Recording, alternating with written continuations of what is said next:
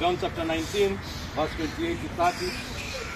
Yohana 19:28 hadi 30 inasema hivi: baada ya haya Yesu hali akijua kuwa mambo yote yamemalizika, alisema ili kutimiza maandiko, naona kiu. Hapo palikuwa na bakuli lililojaa siki.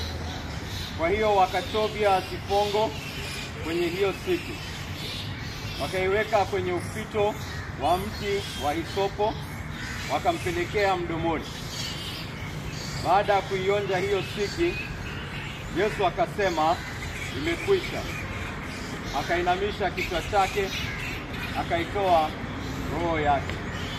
Amen. Hiyo ni story. Injili hizi ziliandikwa na wanafunzi wa Yesu, kila moja. Kitabu cha Yohana, kitabu cha Luka. Luka iliandikwa na daktari. Luka alikuwa daktari. Daktari fulani alikuwa anatembea na Paulo. Sasa hizi injili ziliandikwa katika hizo nyakati, wakati ambapo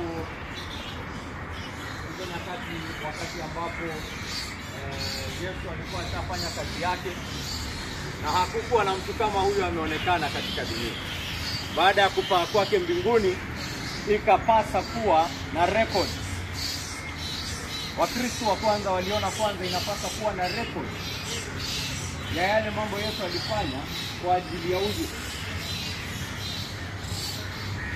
Alisema kuna huyu atakuwa hapa, na vile mambo yanaendelea, watu wameanza kueneza mauongo, mastori nyingi. Tunajua vile binadamu huwa wanafanya, chumvi inaongezeka hadi ile story ya kweli inafanya nini? Inapotea. Ikawapasa kuandika hii story. Wa kwanza kuandika injili yake alikuwa Marko. Marko aliandika injili yake ikakamilika miaka 40 baada ya Yesu kupaa mbinguni. Alafu Luka na Mathayo, wa mwisho kuandika injili yake alikuwa nani? Yohana. He wrote it in around the year 90. Hivi kwa mwaka gani? 2025. Yeye aliandika mwaka gani? 90. Ni kama miaka 2000 karibu zilizopita. Kama 1900 years. Hili kitabu kile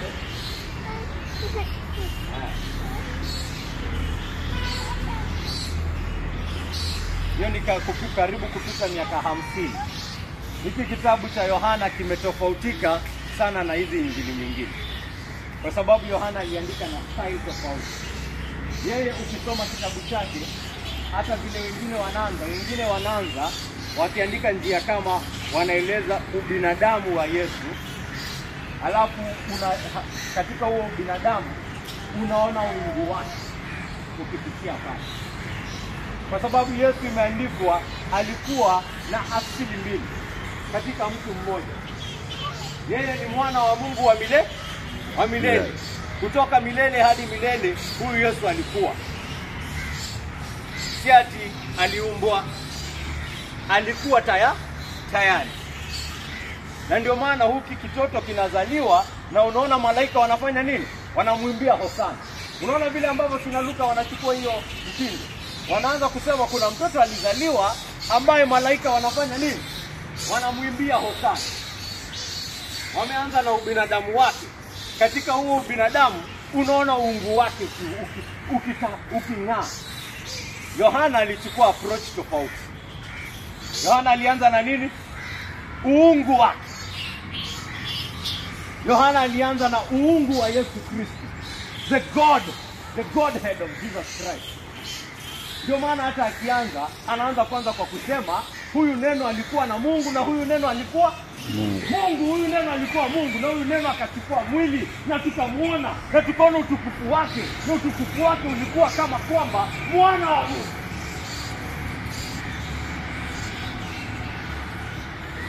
Anaanza na uungu.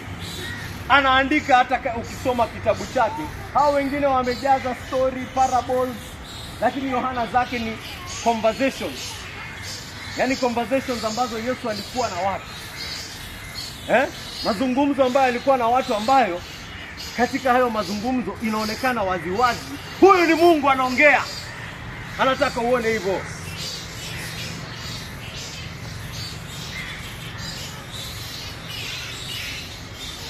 Na akachagua. Hao wengine waliandika kuhusu ishara nyingi ambazo Yesu alifanya. Huyu alichagua ngapi? Alisema nimechagua ngapi pekee? 7.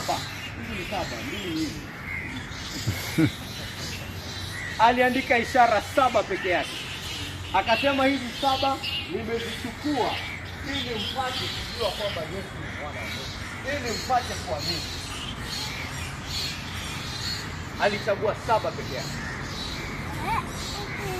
Kitabu kizuri sana hiki Injili ya Yohana. Kitabu kizuri sana. Majaliwa siku moja tutaifanya pale Bible study. Na ameandika hapa. Ukisoma utaona. Hata mimi kuokoka kwangu ilipitia hiyo kitabu. Kuna utukufu mwingi pale katika hiyo kitabu.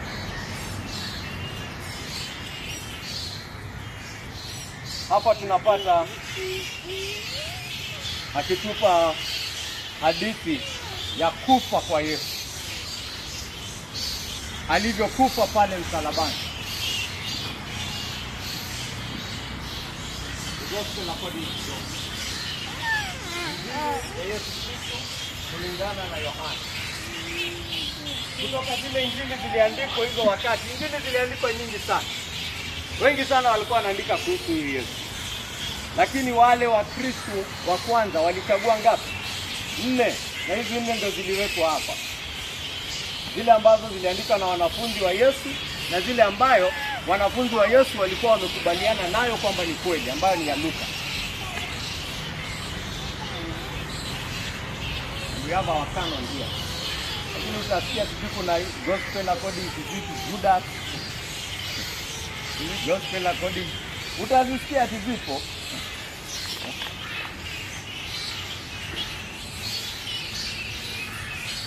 Nimesema introduction ndefu sana hata nimetoka. Kitu ambacho ninataka tuwaze leo ni Injili. Injili tu. Injili ni nini? Mbona watu wanakuja kanisa? Mbona watu wengine ni Wakristo na wengine si Wakristo? Wengine ni Muislamu, wengine ni Jehovah Witness. Kwa sababu ili kuelewa hii Injili ina vitu ambavyo inasema kuhusu. Kama Yesu akisimama anasema kitu kama mimi ndio njia na ukweli na uzima. Hakuna yeyote ajaye kwa Baba ila kunipitia mimi. Unasikia kitu ambacho anasema hapa? Anasema kwamba kuna Mungu na njia ya kwenda kwa Mungu ni moja. Na ni nani? Ni yeye.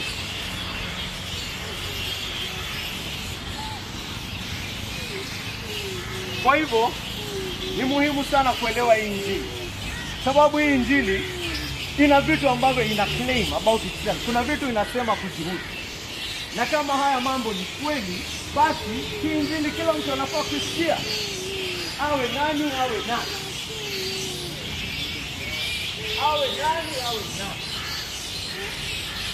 Kwa sababu hii Injili ikisema njia ni moja, na mwingine anasema la hasha, mimi nina njia zangu, Mungu ni mmoja, kila mtu ana dini yake. Na hii Injili inakuja nasema njia ni moja na ni Yesu.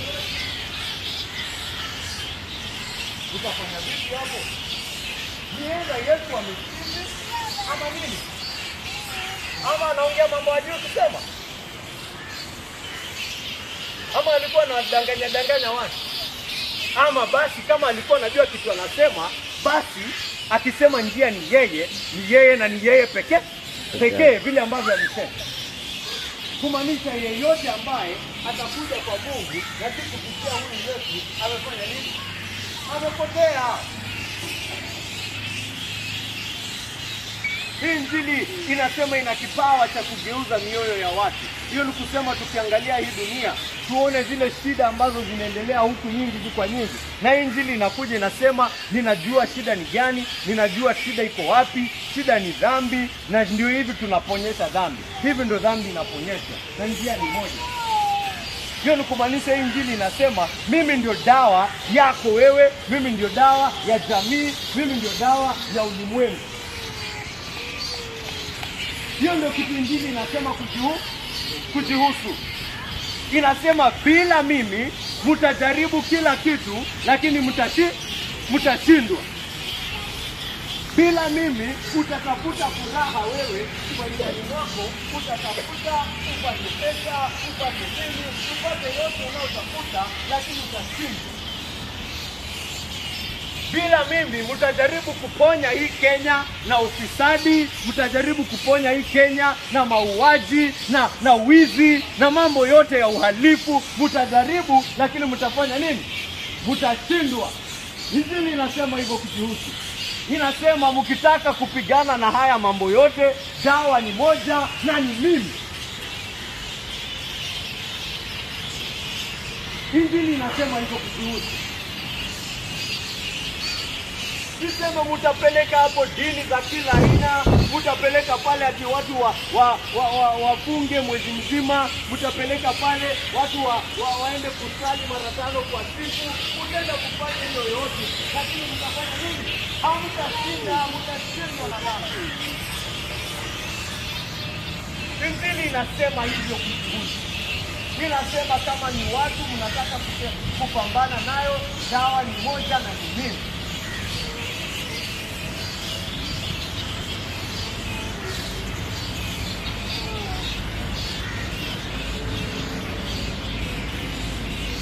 Kwa hivyo kama injili inaongea mambo kama hayo kujihusu, ni muhimu sana basi kila mmoja wetu kujua hiyo injili ni nini.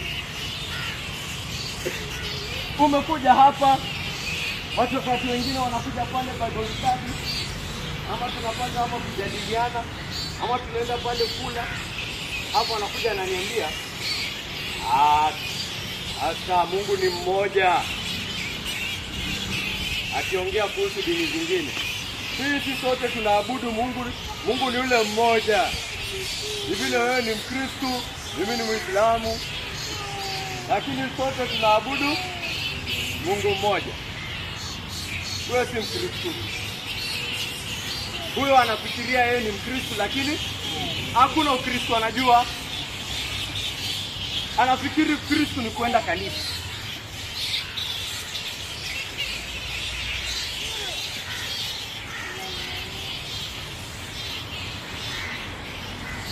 Hakuna yule ambaye ni Mkristo wa kweli ataweza kuongea upumbavu wa hiyo aina. Mungu alianza kuchanganyikiwa siku gani? Amke siku moja aseme, nilikuwa nimesahau, nilikuwa nimesema Yesu ni Bwana wangu, lakini nikasahau. Yesu ni Bwana. Hapo Mungu mimi sidai na wala kuzalimu. Mtu akikuja, Yesu akisema mimi ndio nimetoka kwa Mungu, na huyo mwingine akuja aseme mambo ambayo yanapingana na Yesu, basi huyo hajatoka kwa Mungu. Na sivyo Yesu hajatoka kwa Mungu basi. Kwa sababu yale mambo alikuwa anasema mwingine anapingana naye, basi lazima uchague utamwamini Yesu ama unabii mwingine. Lakini wewe waamini wote. Lazima uende kusema Mungu wa huyu Yesu na Mungu wewe na mimi ni Mungu mmoja. Haje sasa. Wapi?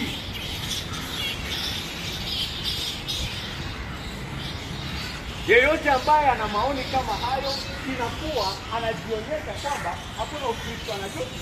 Hakuna Ukristo anajua na anahitaji kuhubiriwa.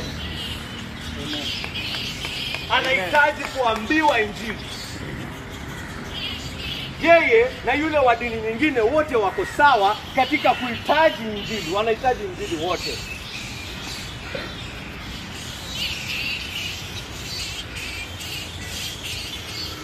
Injili ni nini? Umekuja hapa miaka 2, nikikuchagua hapa nikwambie, niambie injili ni nini? Utaweza kuniambia kweli? Utaweza kuniambia kweli? Nikikuchagua hapa nikwambie, simama hapa useme injili ni nini? Utaweza kueleza watu injili ni nini?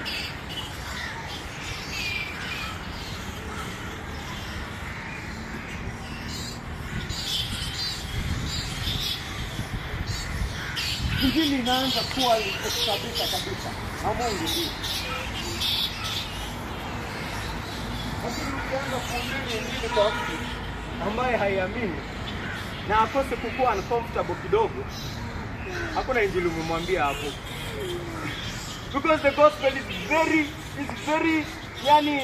iko very specific. Na ipei nafasi ya wiggle around. Pia inasema ni hii na ni hii pekee. Anasema binadamu wote wanahitaji kuokolewa, na njia ya kuokolewa ni moja, na ni kumwamini Yesu. Full stop, nothing else. Kuamini Yesu kazi aliyoifanya. Kuamini Yesu kila kitu amefanya kimetosha. Kuamini kwamba wewe hauwezi.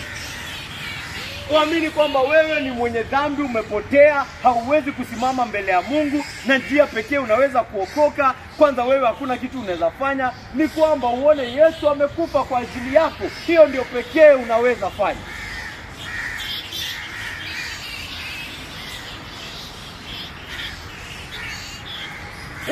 Wote wameanguka. Wote wamepotea. Wote wamepungukiwa na utukufu wa Mungu. Wote ni chukizo kwa Mungu. Wote wamekosa, wote ni wenye dhambi, wote ni wachafu, wote wananuka, wote wana uvundo. Wewe umejiona hivyo?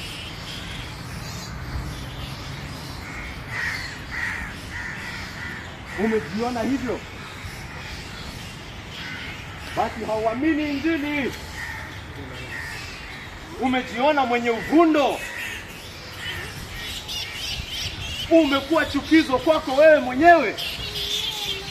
Umeona hakuna kitu chochote unaweza kufanya kusimama mbele ya Mungu. Umeona kwamba umepotea kikamilifu, kimoyo, kinia. Hata nia yako imepotea. Na isingekuwa kazi tukufu aliyofanya Yesu pale msalabani, hungeweza kufanya chochote. Haungeweza kuchukua hata hatua moja kuelekea kwa Mungu, hata moja. Ilimpasa Mungu mwenyewe kuchukua hatua kuja kwako. Yeye ndo alikuja. Yeye ndo alishuka.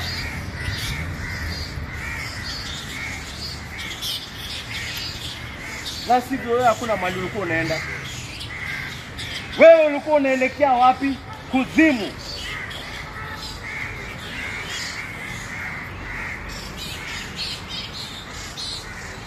Na hii dunia yote injili inasema hapo ndio inaelekea. Hapo ndio inaelekea. The world is like a river, ni kama mto. Ina flow, hii dunia ina flow sasa hivi tunavyoongea. Ina flow inaelekea wapi? Kuzimu pale. Hauhitaji kupigana kwenda kuzimu. Unahitaji tu kwenda na dunia. Just go with the flow. Ukirealize uko comfortable na hii maisha, unasonga tu na dunia, mambo tu yako sawa, wewe unajua unaenda wapi? Kuzimu. Yule ambaye anaenda mbinguni, Yesu ameeleza, ni watu ambao watapigana. Kwa sababu una swim against the current. Mto unaenda hivi na wewe unaenda hivi. Hivyo you are swimming against the current. You are fighting against the world.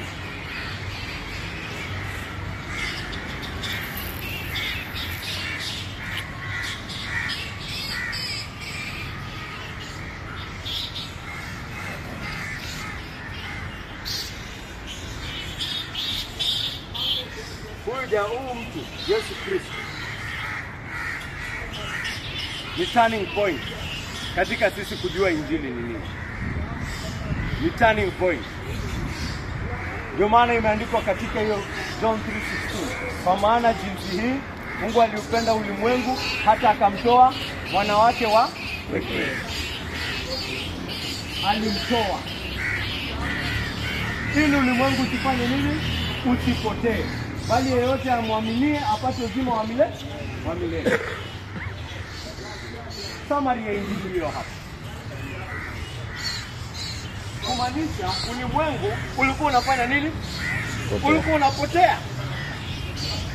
Wewe ulikuwa unafanya nini? Ulikuwa unapotea. Umegundua hiyo? Umekubali hiyo? Watu ambao wanakuja wanahubiri wanasema ishi vizuri, Mungu atakukubali. Ishi vibaya, Mungu atakukataa. Si kila dini inafunza hiyo ni injili. Si kila dini inafunza hiyo. Ni ufikiri ni Wakristo pekee wanafunza hiyo. Hiyo ndio injili. Hata si injili kakaangu. Injili ni habari. Kukwambia hauwezi ishi vizuri, hauna huo uwezo. Wewe umepotea, wewe ni muozo mbele ya Mungu mtakatifu. Hakuna kitu unaweza fanya.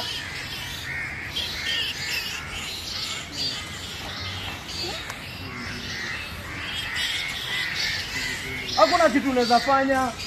Hauna uwezo wa kuishi maisha yanayomfurahisha Mungu, yanayomtosheleza katika utakatifu wake. Hauna huo uwezo.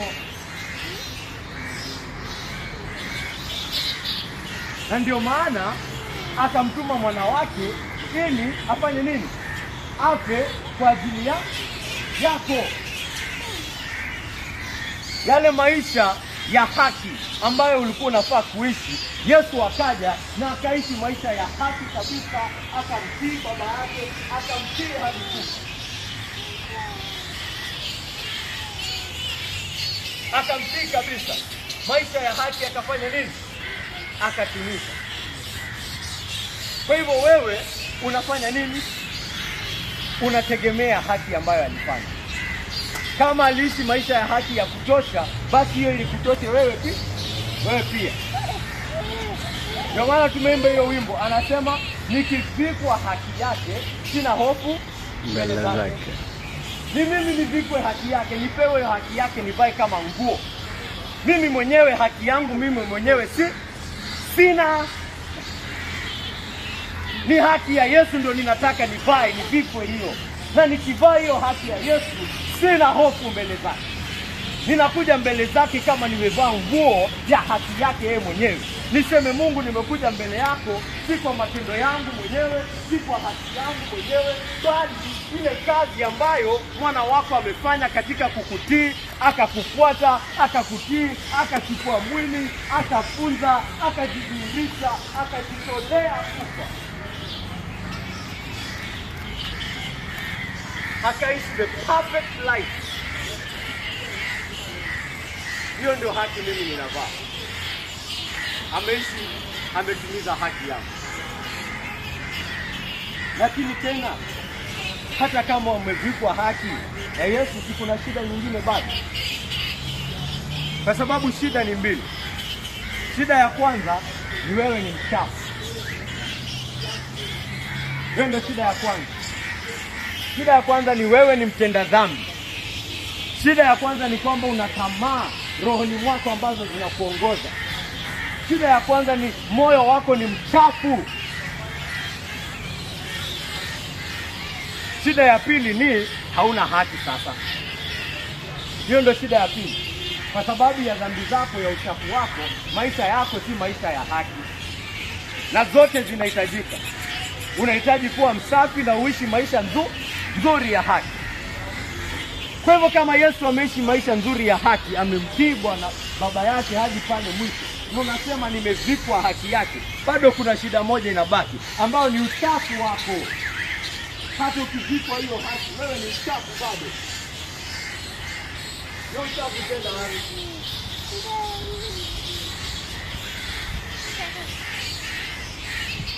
Na itenda wapi tena?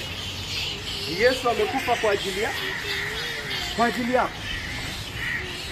Katika yeye kuishi haya maisha ya haki, moja wapo ya haki aliyotimiza ni hizo dhambi zako. Amejitolea kama dhabihu. Damu yake imemwagika kutekeleza haki ya Bwana, kutekeleza justice of God. Kwa hivyo hizo mbili zote ni zako. Unakuja pale unasema tena, cha kutumaini sina ila nini? Damu. Hiyo damu tu. Wimbo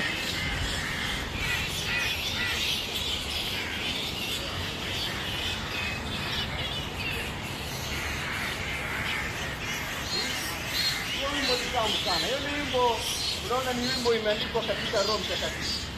Damu yake na sadaka, nategemea na imani.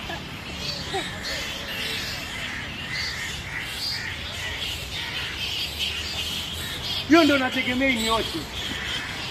Maisha yake aliyoishi sawa safi, hiyo ndio nategemea. Haki yangu ni maisha yake. Kusafishwa kwangu ni damu yake.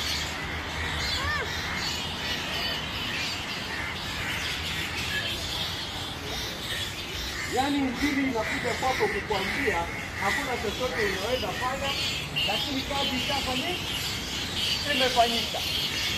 Kazi imefanyika ni kamili. Ni kazi inatosha.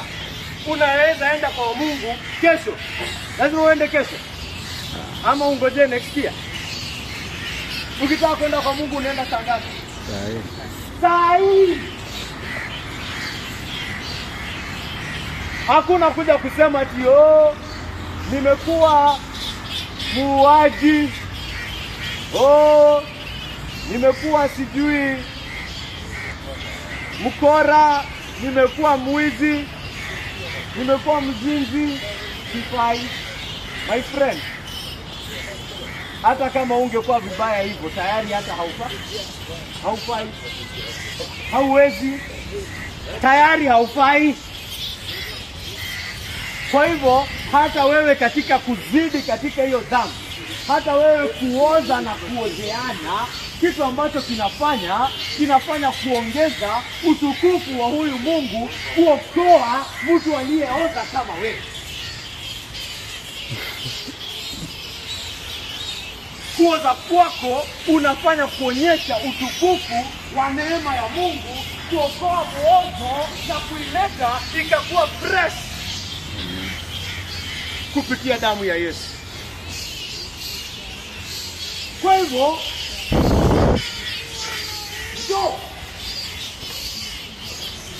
there's nothing, no another message. Hakuna kusema mimi nimekuwa aje, mimi sijui nimekuwa aje, mimi sijui nimefanya nini. Haki wewe ujui kitu nimefanya, haki wewe ujui nimepanga nini, haki wewe ujui njama gani nimekula, haki wewe ujui nimeua watu wangapi, haki wewe ujui nimeiba nini. Sasa wewe unaambiwa hii damu, wacha tukuonyeshe vile inafanya ukue kama brand new. Wacha tukuonyeshe. Mungu anakuambia hivi. Wacha nikuonyeshe jinsi ambavyo ninakufanya uwe kiumbe kipya kupitia damu ya mwana wangu. Wacha nikulete uone vile ambavyo ninaweza kukugeuza uwe kitu ambacho hata wewe mwenyewe ushangae ninaweza kuwa hivi.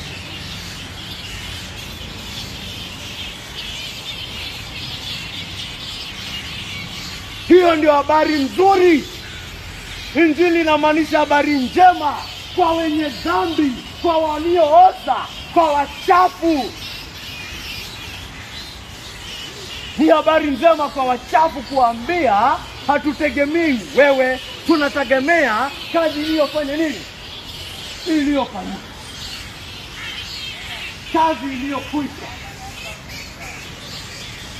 Sasa unaambiwa ni two things. Either kazi ya Yesu ilitosha ama haikutosha. It is that. Kama ilitosha, njoo mbele ya Mungu kwa ujasiri. Ujue nitegemea, anasemaje katika verse 8, damu yake na sadaka, nategemea daima. Yote chini ya tisa. Kama sina hofu mbele zake. Hauna hofu. Hauna hofu mbele zake. Kwa nini sina hofu? Kwa sababu mimi ni mzuri. Mimi ni muuaji na sina hofu mbele ya Mungu.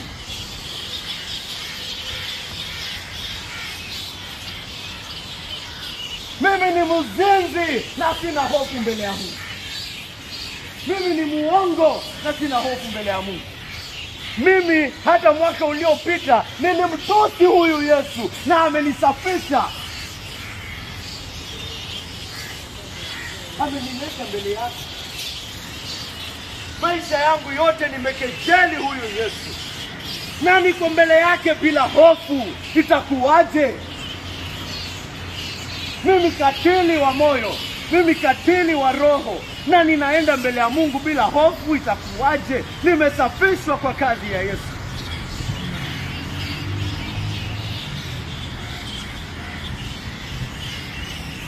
Itakuwa vipi? Itakuwaje ninaenda mbele ya Mungu mimi nitazame nimejawa na alama za kila aina kuonyesha maisha yangu ya katika uhalifu, na sasa nasikia niko pamoja na Mungu katika roho, na msikia moyoni mwangu akiniita mtoto wake. Itakuwaje?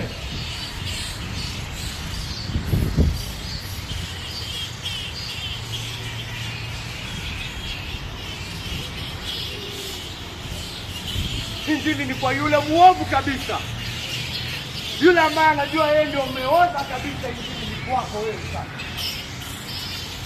Yule ambaye anafikiria yeye ni mzuri, ati sasa yeye anaweza enda mbele ya Mungu, ati yeye ndio yule mtakatifu, huyo haifai injili. Anaenda kwa Mungu kwa kazi zake yeye mwenyewe. Injili tunaanza kwa kusema cha kutumaini sina, sitegemei kazi zangu, sitegemei kitu chochote, sitegemei uzuri wangu, sitegemei kitu chochote, ila damu yake Yesu.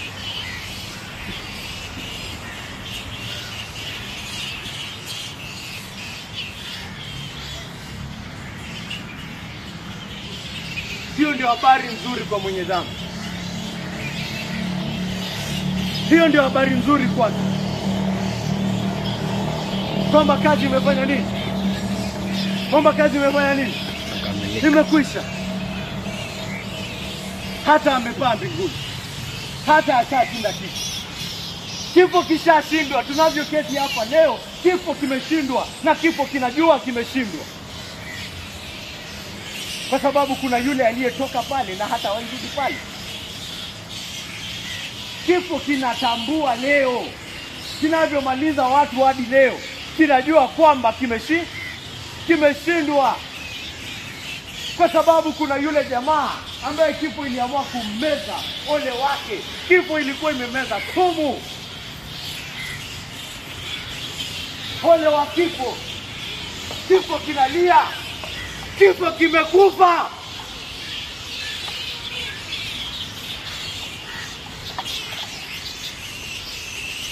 Kifo kimemeza maisha.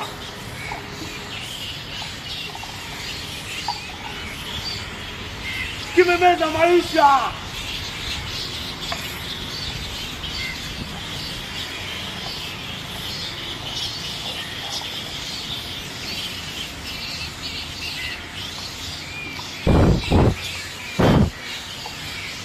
Na maisha imeyashinda.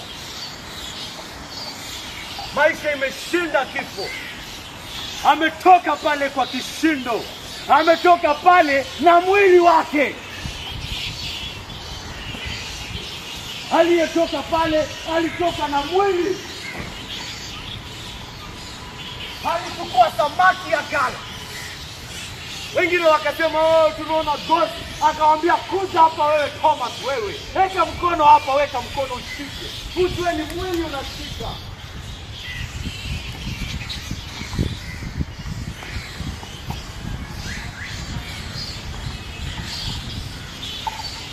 Kifo kimeshindwa.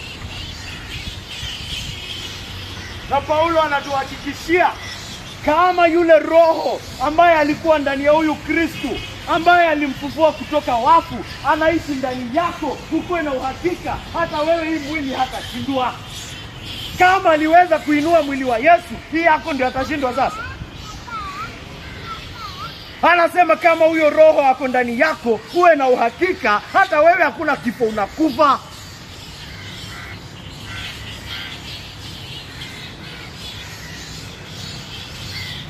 Hakuna kifo kwa Mkristo. Ndio maana Yesu mwenyewe alisema yeyote ambaye ananikubali mimi hatawahi kufa.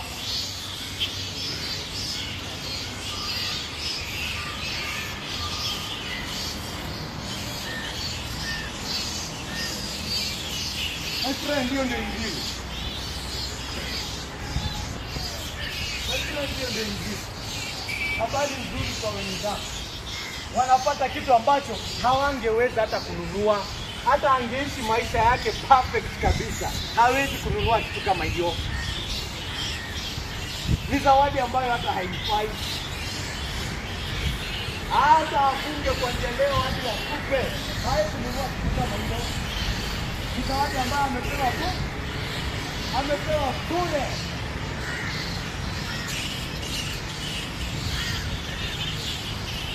Amepewa bure katika dhambi yake. Amekuwa redeemed, amerudishwa, amekombolewa, amenunuliwa kwa damu.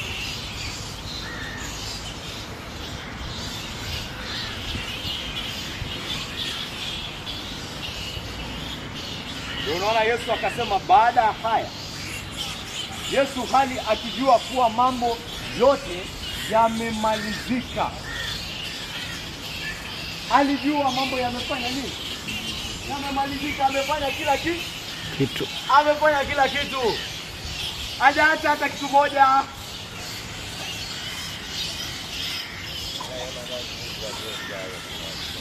Hiyo ni kukuonyesha kwamba usione kuna wangapi wamewacha hapa movie ya kuteswa kwa Yesu. Movie yoyote kama The Passion of the Christ. Very nice movie. Biblically sound. Na kuonyesha picha nzuri ya mateso ya Yesu.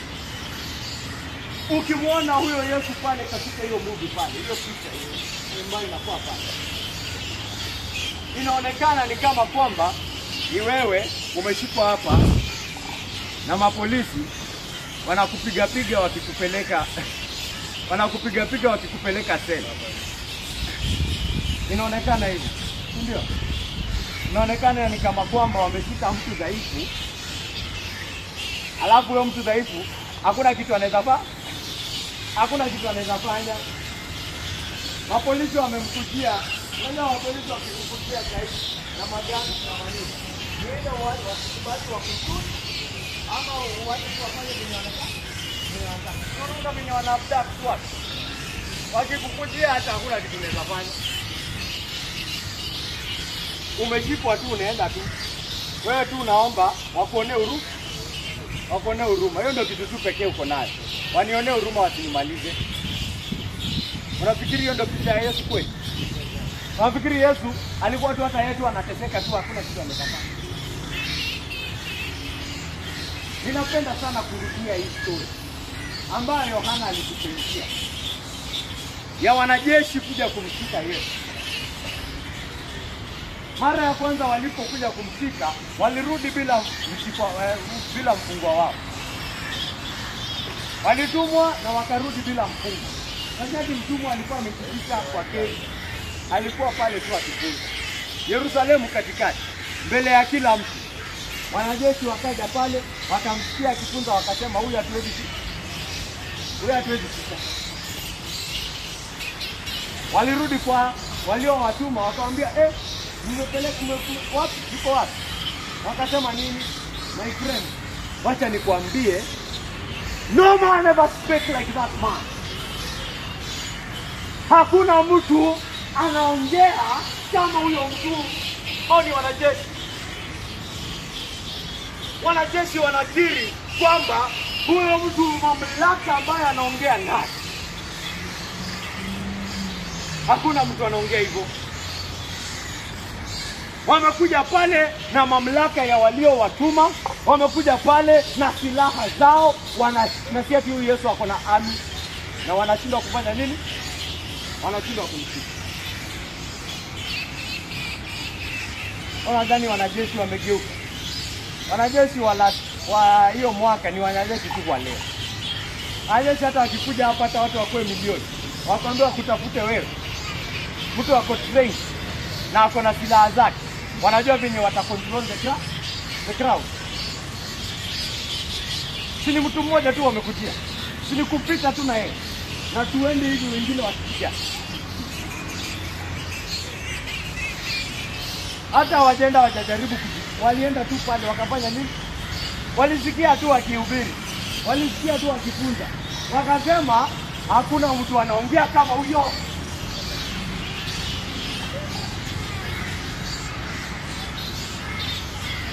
Hakuna mtu anafunza kama yeye.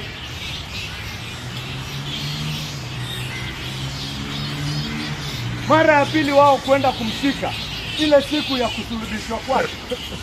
Walienda pale, wametumwa, wamekuja pale na silaha kama last time, wamekuja usiku, sasa hata hakuna crowd. Sasa ni Yesu tu na wanafunzi. Hakuna crowd. Wakakuja pale, wakasema Yesu hata ndiye aliwakujia wa kwanza. Akawaambia, "Mmekuja kutafuta nani?" Wakasema, "Tumekuja kutafuta nani?" "Yesu wa Nazareti ndio tumekujia." Yesu akawaambia, "Nani?" "Ni mimi." Wakafanya nini? Wakaanguka chini.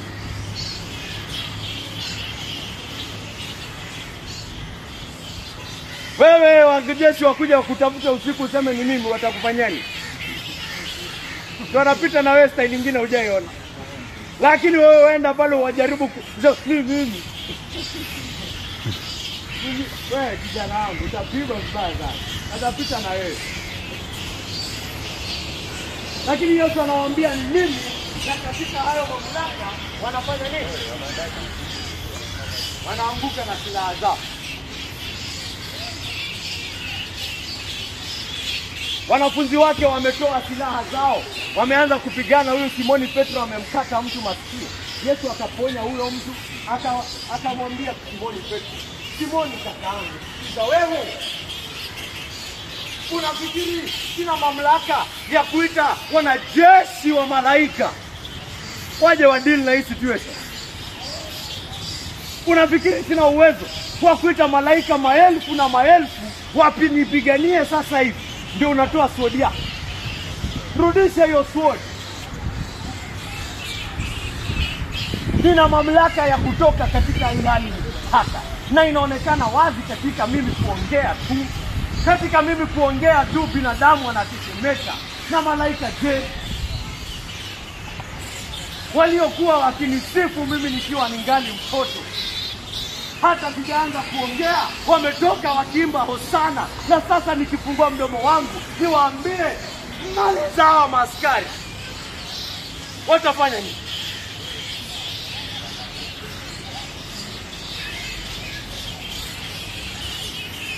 Ni kazi ninafanya kakangu. Ni kazi ninafanya. Na nishawaambia. Ama unataka kusema Simoni Petro, sija kuambia kwamba nimekuja hapa na lazima mwana wa Adamu wako? Unataka kuniambia sija kuambia ni ukweli Simoni Petro? Unataka kuniambia nimekuambia mara moja tu? Unataka kuniambia sija kuambia hii ukweli kuzidi mara 10 kwamba kazi ambayo nimekuja nilikufe na lazima nife, jinsi ambavyo maandiko yamesema kwamba mwana wa Adamu lazima afe, lazima amalize dhambi, lazima angamize dhambi, lazima angamize kifo. Na hiyo ndio kazi nimekuja kufanya. Nimekuja kutimiza maandiko mbele yako Simoni Petro wewe. Nimekuja kutimiza unabii mbele yako Simoni Petro wewe.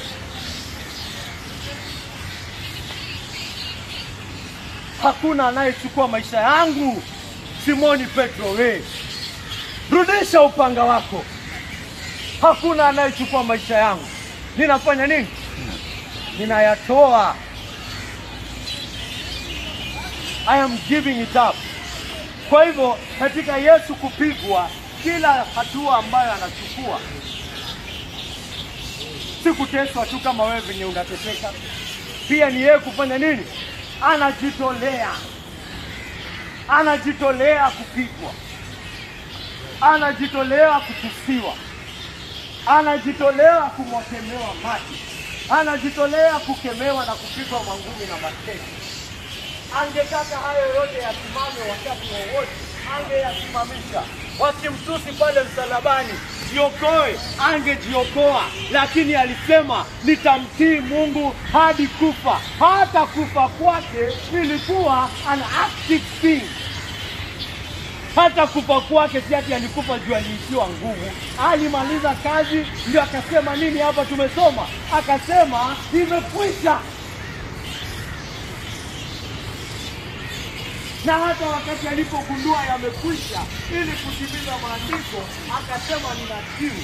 Anatimiza maandiko na lazima atimize hadi ile ya mwisho.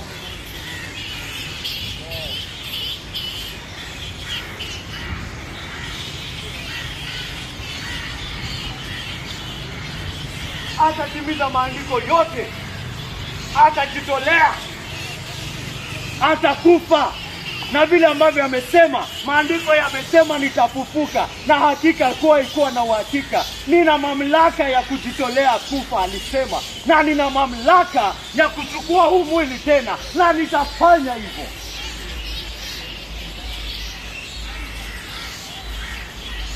I will take this body up again.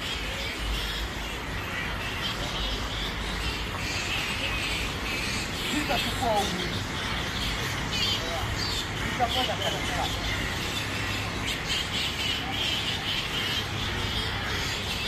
Akasema yamekwisha kakaa.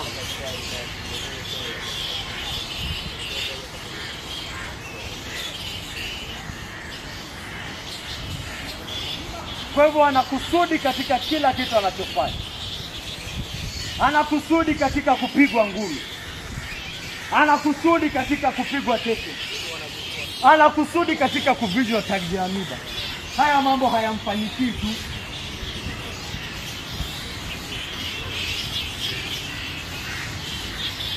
Haya mambo hayamfanyiki tu. Yeye mwenyewe anajitolea. Yeye kama kuhani mkuu. Kuhani mkuu lazima atoe mnyama, amchinje kwa ajili ya dhambi za watu. Huyu kuhani mkuu hana dhambi. Kwa hivyo yeye si lazima atoe dhabihu kwa ajili ya dhambi zake. Kwa hivyo ametoa nini kama dhabihu ya dhambi? Ametoa nini kama dhabihu ya dhambi? Ametoa mfugo. Ametoa ng'ombe. Ni ng'ombe ametoa. Ni mbuzi ametoa. Ni kondoo ametoa. Ametoa nini? Nini anatoa kama dhabihu? Nini anatoa kama dhabihu? Maana wasipokee. Mwili wake. Ni mwili wake anautoa. Anasema chinja huu mwili, huu ndo kondoo msafi huu. Ipige kabisa, hii ndio tunachinja hii. Amechukua mwili ili aweze kuchinjwa.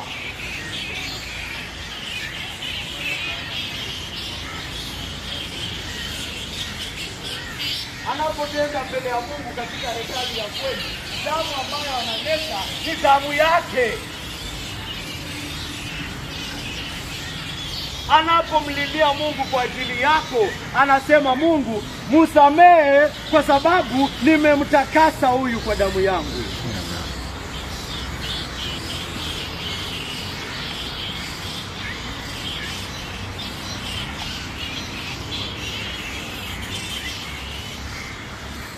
Kwa hivyo tazama lengo la Yesu. Tazama roho yake. Tazama kusudi lake.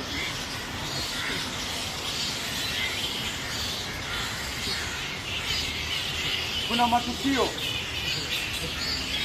makubwa katika hii dini yetu ya Ukristo.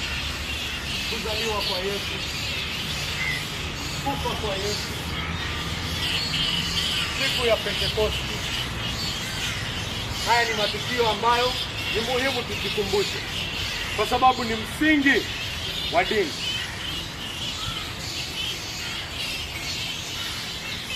Ni msingi wa Injili.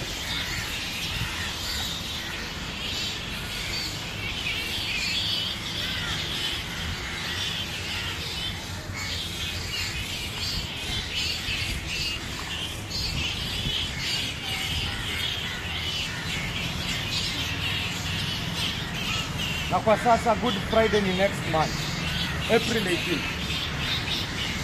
Siku 40 kabla ya Good Friday ni wakati unaitwa leo. Ilianza na Wakatoliki hivi. Lakini hata baada ya Wakatoliki kuanguka, sisi pia ambao si Wakatoliki, tunaona si celebration mbaya.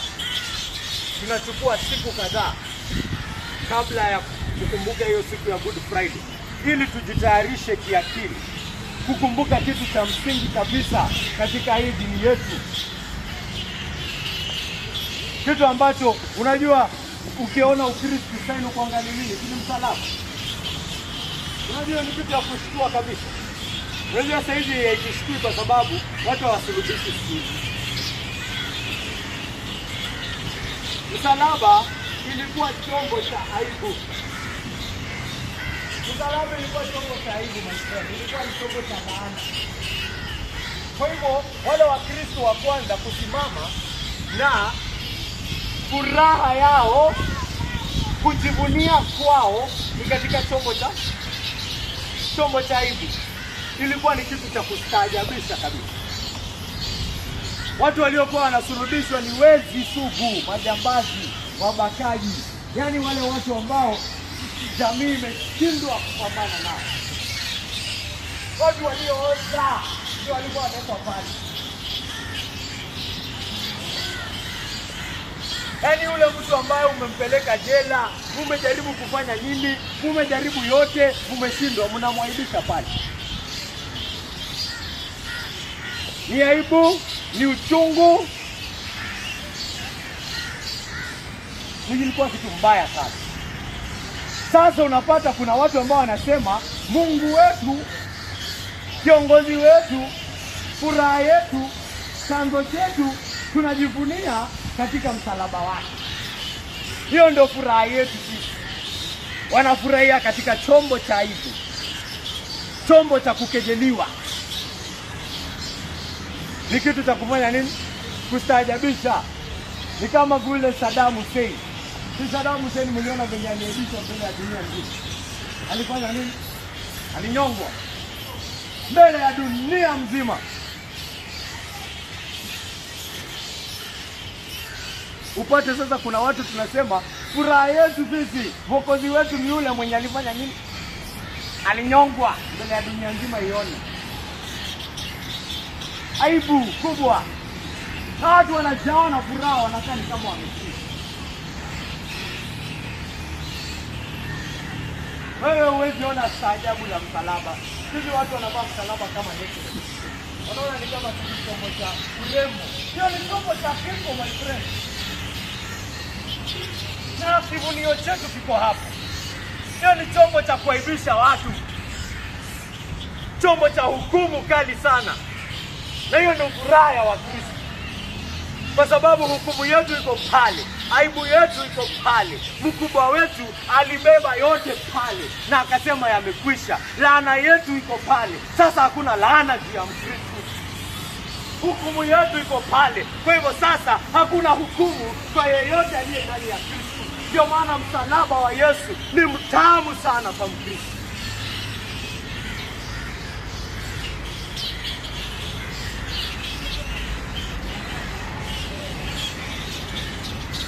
Ndio injili kaka.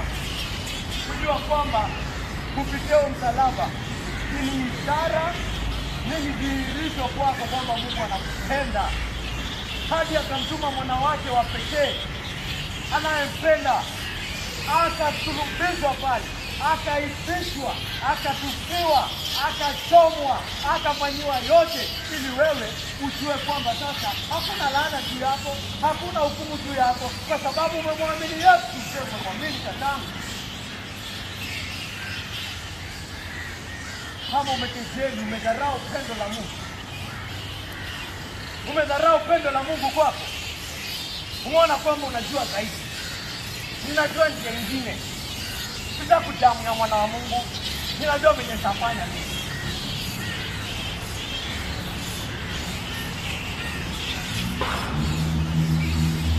Mimi nina kingine cha kutumainia. Nitatumainia kusali kwangu na kufunga kwangu.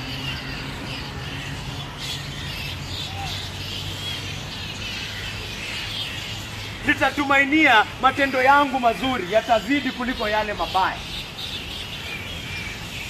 Hapo ndio tumaini langu liko. Basi umedharau damu ya Yesu. Umedharau hekima ya Mungu.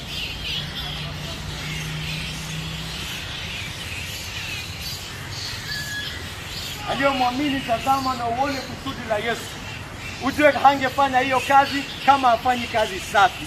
Kwa hivyo hauna wasiwasi. Haufai kuwa na wasiwasi wote. Katika hali yoyote, katika shida, katika wakati mzuri, unajua kwamba Mungu anakupenda. Kwa sababu amemtoa mwana wake wa pekee.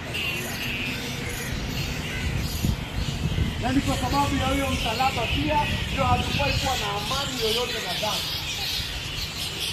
Hatufai kuwa na amani yoyote na dhambi. Kwa sababu huo ndio ulimweka msalaba wetu kwa kufanya msalaba. Na tuko ndani yake. Kwa hivyo tulikufa pamoja naye, na tukazikwa pamoja naye, na tukafufuka pamoja naye. Sisi ni viumbe vipya ndani yake. Kwa hivyo tutaishije? Tutaishi vipi katika maisha ya dhambi? Tutaishi vipi katika maisha ya dhambi? Na tutakufa katika msalaba wa Kristo. Tutaishi aje katika maisha ya dhambi? Tutafanya aje na tamaa za dhambi mioyoni mwetu? Na tutakufa na Yesu.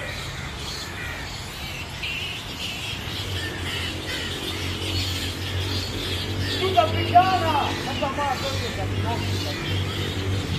Hatutakuwa na amani. Na tuna uhakika kwamba tutajishinda. Hiyo pia ikupe ujasiri, ikupe uhakika katika vita vyako na dhambi, kwamba vita vyote na dhambi utafanya nini? Utavishinda. Hakuna tamaa kubwa sana kwa Kristo. Kwa sababu gani? Kwa sababu Yesu amekufa na amefanya nini? Amefufuka.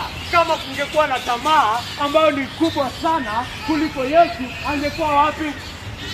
Angekuwa wapi leo? Kaburini. Angekuwa kule chini bado. Lakini yuko kule chini.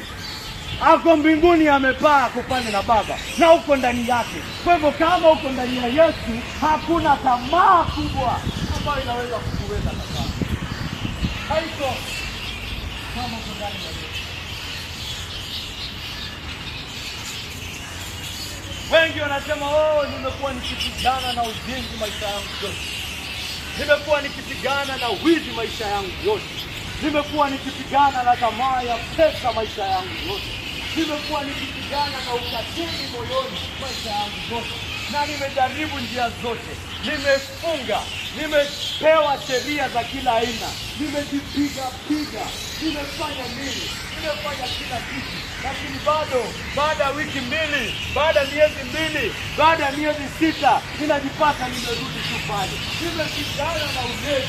Nimepigana na madawa na kijefa. Nimepigana na haya yote, lakini ninashindwa. Kaka yangu, nimekuambia, Injili inakuambia suluhisho hiyo yote ni moja, na ni nini? Na ni Yesu Kristo. Ukijaribu chochote kingine utashindwa. Ni uamini Yesu, ugundue kwamba Yesu amejishinda, ugundue kwamba Yesu amekufa kwa ajili ya ukatili wako, ugundue ya kwamba Yesu amekufa kwa ajili ya mwili wako na akaishinda, akafufuka. Kwa hivyo unaweza kupigana nayo ukijua tayari umefanya nini? Umeshinda. Unapigana na kitu ambacho tayari ushashinda. Kwa hivyo unaenda mbele ya Mungu, unamwambia, Mungu wangu, Mungu ambaye unatujaza na Roho wako Mtakatifu. Mungu wangu, wewe ambaye ulimfufua Yesu kutoka kwa wafu, na wewe ambaye umefunua Yesu rohoni mwangu, ninakuomba kupitia nguvu zako ushinde uzinzi katika moyo wako. Na ninajua kwamba umeishinda tayari, kwa sababu Yesu wangu amekufa na amefufuka.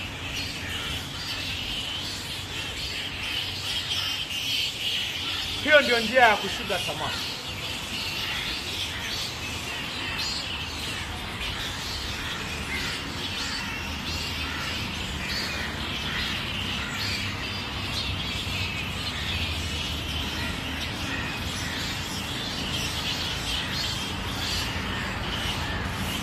Hiyo ndio njia ya kushinda wasiwasi katika maisha yako. Unasema dunia ni kali sana. Nimekuwa nikitafuta kazi. Nimekuwa nikishindwa kuja kanisani. Kwa sababu lazima nitafute chakula. Mungu anakuonyesha roho yako kwako. Anakuambia, tazama mwana wangu, tazama kazi niliyokufanyia katika msalaba wa Yesu Kristo. Je, hauoni kwamba nakupenda? Je, hauoni kwamba laana zote juu zako zimeondoka? Je, hauoni kwamba roho yangu kwako ni upendo tupu? Sina kitu chochote juu yako kwa sababu Bwana wangu amekutakasa na damu yake. Na hakuna chochote juu yako. Hakuna uovu, hakuna laana, hakuna shida. Nitishe. Tegemeo lako lisiwe katika dunia.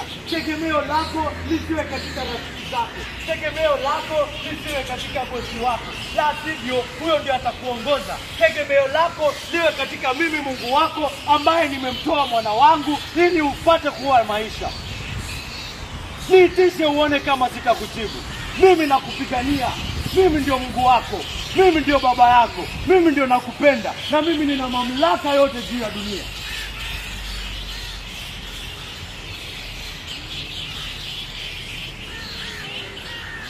Nitii mimi. Nitishe mimi. Nitegemee mimi. Nitishe ahadi zangu. Nimekuahidi mambo. Nitishe. Mbona nisikupee? Sina chochote juu yako. Yesu ashakapita. Ninakuangalia na ninaona mwana wangu. Ninaona wewe ni msafi. Sina kitu juu yako. Nitishe. Nitishe uone kama tutapita.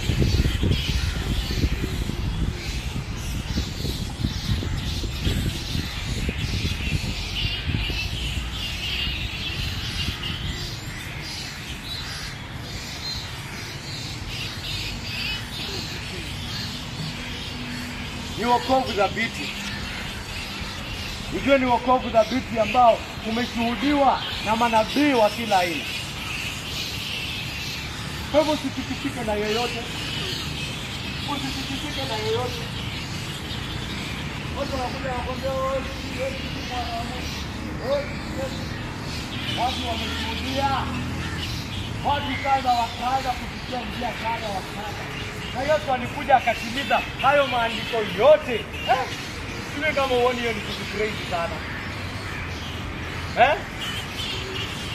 Unajua hata kutimiza unabii mmoja venye ni kazi ngumu. Hata unabii mmoja tu. Upate unabii kama 1000 zinatimizwa ndani ya maisha ya mtu mmoja, hiyo ni impossible. It's impossible. Wewe tabiri kitu kitafanyika next week. Hata tabiri kitu kitafanyika the next 1 hour.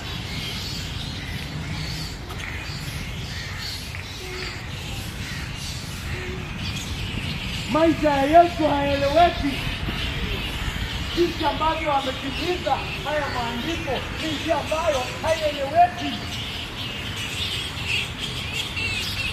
Watu wamefikiri kuhusu huyu mwana, huyu Mwokozi over a span of 1,600 years. 1,600 years.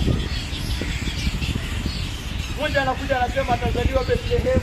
Mwingine anakuja anasema atakuwa anafungua vipofu. Mwingine anakuja anasema akiwa msalabani atajia Eloi Eloi lama sabachthani. Akiwa msalabani watamdunga. Mwingine anakuja anasema. Mwingine anakuja anasema watamkemea, watamtafuta bila kuwa na makosa. Na yote yanatimizika katika maisha yake very smoothly. Sasa anamka leo asubuhi anasema tumebakisha unabii 182 kama kuna deadline. La hasha. Anatembea maisha yake vile alivyotumwa na Baba na unabii unatimizika tu.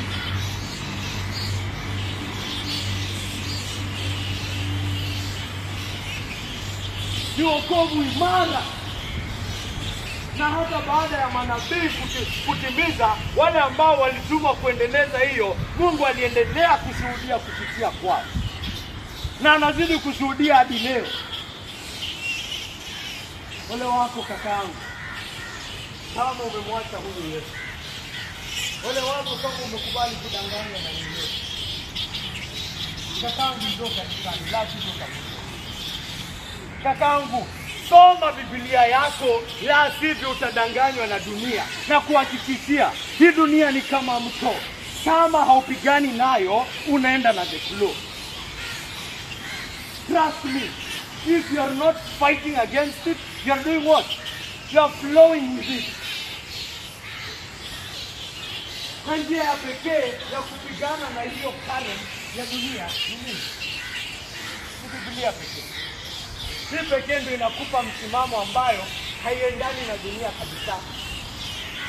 Hii pekee.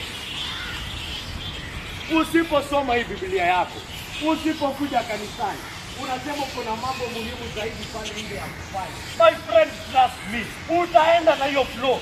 Usijidanganye ati wewe ni Mkristo mzuri. You will be carried away, trust me, I assure you. Haya mambo ni mambo ambayo ukisikia unayazingatia zaidi kwa sababu ni ukweli. La sivyo utabebwa na ulimwengu. Be assured you will be carried away with a worldly current that is going to hell. Uwe na uhakika utaishia motoni, sababu dunia yote inaelekea hapo.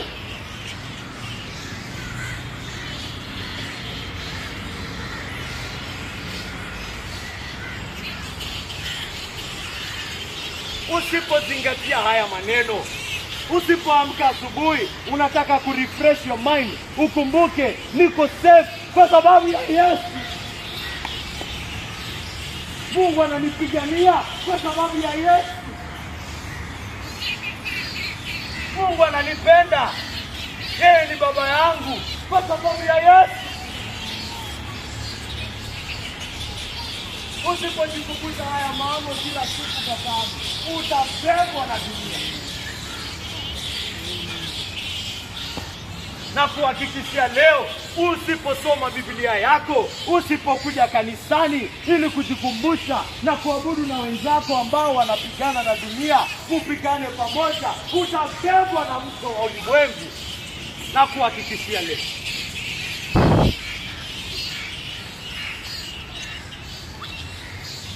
unafikiri kuna mambo muhimu kuliko kumuona Mungu face to face? Ati lazima nipate. Nenda basi, kama kazi yako ni muhimu kuliko kuja kuabudu, nenda pale basi.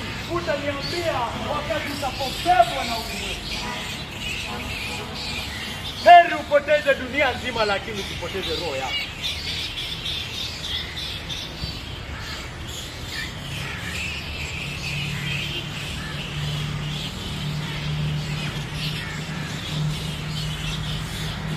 Na kwa yule ambaye hajaamini Yesu,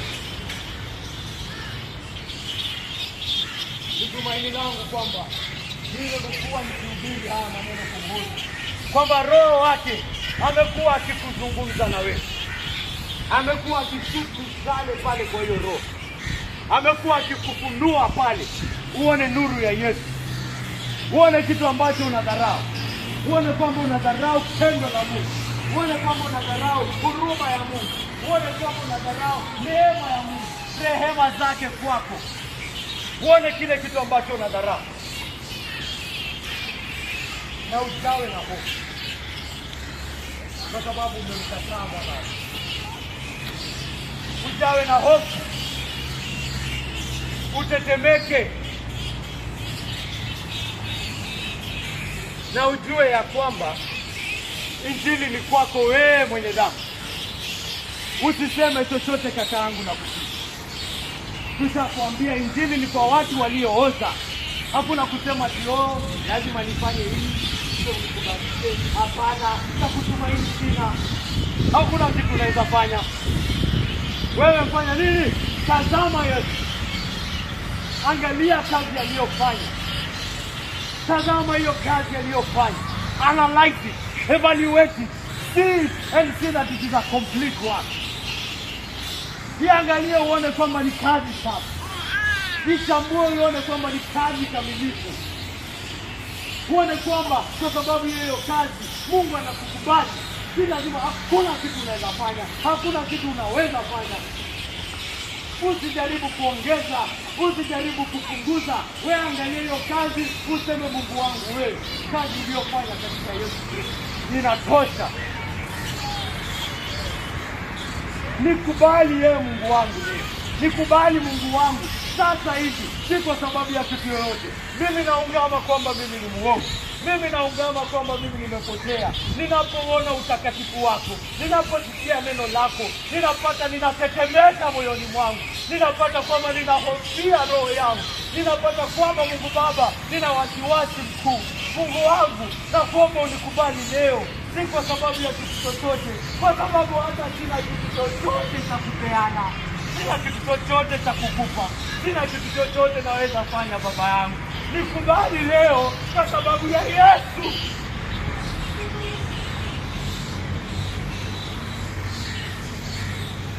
Nikubali kwa sababu ya Yesu Baba yangu.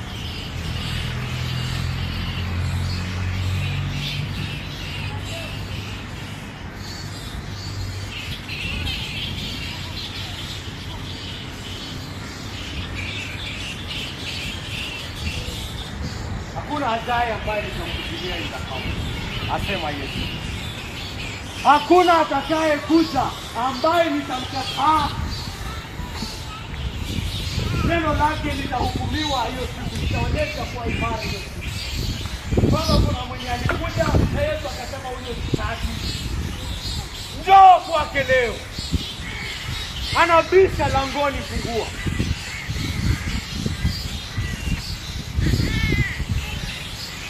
Mkubali Yesu leo.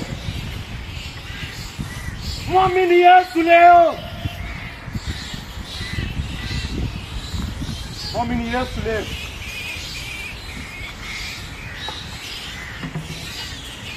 Simame na tuombe.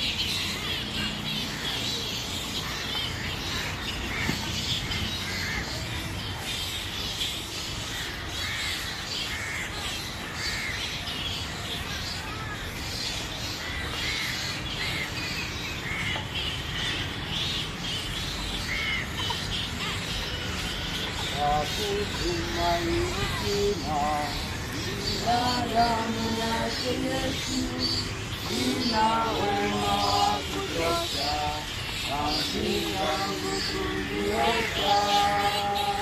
Kutumaini sina, damu yake Yesu, ina wema wa kutosha, dhambi zangu kuziosha. Ndiye mwamba ni salama, ndiye mwamba ni salama, ndiye mwamba ni salama, kwake tunasimama. Ndiye mwamba ni salama, ndiye mwamba ni salama, ndiye mwamba ni salama. Mungu Baba wa milele, tunakuja mbele yako hapa siku ya leo.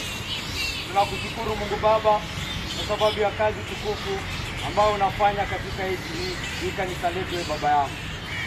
Na tunakuomba Mungu Baba kwamba kupitia kwa neno lako na wito wako ambao Mungu Baba tumetoa hapa leo, kwamba yeyote Mungu Baba ambaye hajapata kukujua na kuamini leo, na nawaambia tena Mungu Baba mbele yako wakisikia, muamini Yesu leo.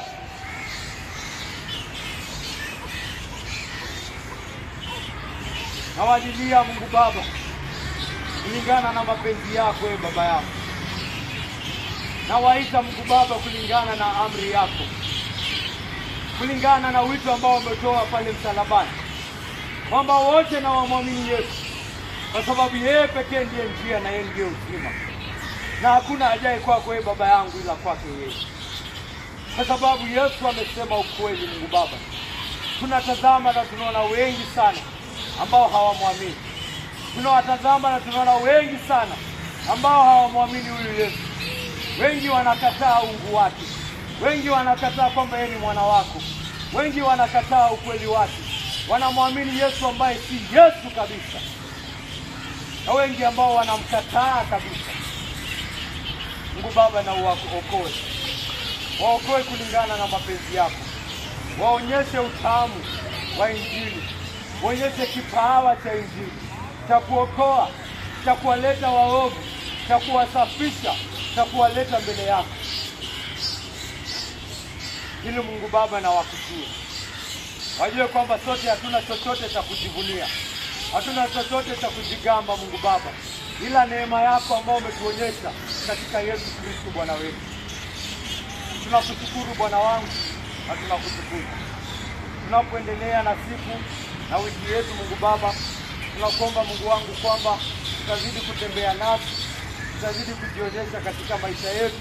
Wale ambao hawana makazi hapa Mungu Baba, kwamba utawatafutia Mungu Baba, kwamba watoto wako wakikulilia Mungu Baba, kwamba utawasikia Mungu wangu, utasikia sauti yao ili waje hapa Mungu Baba na washuhudie kuhusu upendo wako ambao umetuhakikishia uko pamoja nasi ndani ya Yesu Kristo Bwana wetu Baba yako. Uwe na kanisa letu hapa Mungu Baba, Roho wako na asonge hapa, uwatakase watu Mungu Baba, ili wapate kusimama imara katika ile imani ambayo iko ndani yako wewe Baba yangu. Nakushukuru Bwana wangu na ninakutukuza. Chunga taifa letu pia, chunga familia zetu. Na Mungu Baba uzidi kutuonyesha uso wako, uzidi kutugeuza tuwe katika mfano wa Yesu Kristo aliye Bwana na Mkombozi wetu.